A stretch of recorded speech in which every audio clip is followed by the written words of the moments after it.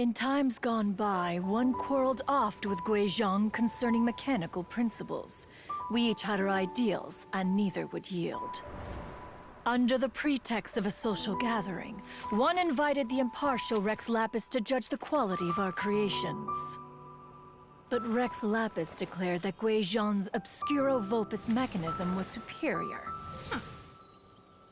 Though one was too proud to acknowledge it, in one's heart, one knew that Guizhong was indeed the superior talent in the mechanical arts. As for the story between Guizhong and Streetward Rambler, that begins with a certain bell. In Guizhong's opinion, while mechanisms were no substitute for human composers, they were yet capable of producing simple but fine melodies. But Streetward Rambler believed music to be an expression of the soul, an emotional enterprise that could never hope to be replicated by machinery.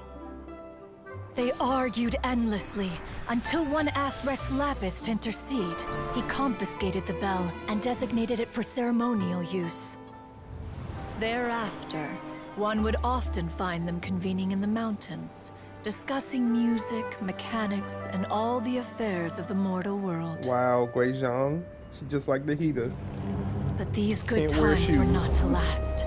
War broke out between the gods, and soon engulfed the Guili Plains. Guizhong was overpowered by the enemy, and fell in battle.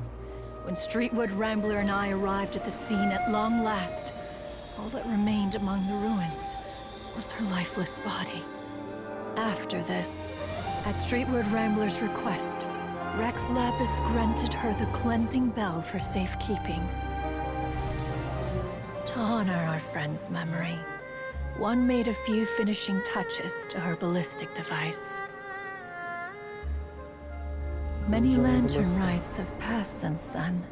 Many greetings and goodbyes. Upon what do you gaze?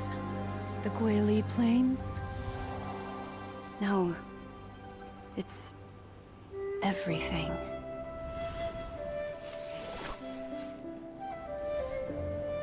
We think of human life as like a lantern that's lit one minute and extinguished the next. But are we Adepti so different? Perhaps as dust settles after a storm, we too must one day return to the world below. Wow.